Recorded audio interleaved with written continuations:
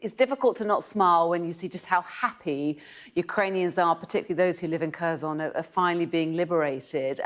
We've not talked about what this means for Russia, have we? What is your take on it? Yeah, first of all, it's fantastic to see these scenes. It's a decisive victory. It's the only regional capital that Russia had ever taken, and it's now been liberated after 8 or 9 months in their hands. A massive setback, however you play it, for Russia.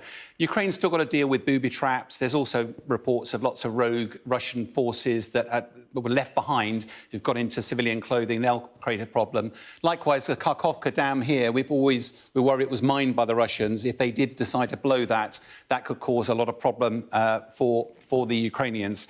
But, no, fantastic euphoria. It's worth actually pointing out from a military perspective, though, this withdrawal probably suited both sides, both Ukraine and Russia. Which is odd thing to say, given a withdrawal looks like defeat, doesn't it? It looks like they're running over the river with the tail between their legs.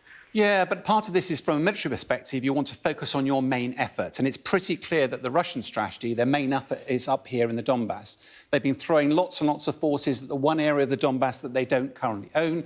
They've been taking huge casualties with inexperienced soldiers. So actually withdrawing from Kherson in orderly manner with their equipment, redeploying their forces up to the Donbass, will allow them to re-attack up there with 30,000 more soldiers, which will make life very, very difficult from Ukraine perspective. Likewise, from Zelensky's perspective, his main effort was almost certainly Kherson, and he's managed to retake that without having to fight his way in.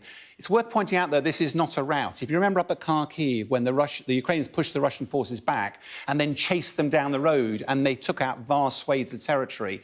Having Kherson, because the Ukrainians have taken out many of the bridges, but the Dnipro is now a very effective barrier, and the Russians have also dug in defensively on the far side. So it will not be easy for Ukraine to chase the Russian forces out. What looks very likely at the moment, the Russian priority is going to be the Donbass, protect the land bridge down to Crimea, and potentially then achieve success with its special military operation. So what happens next, do you think?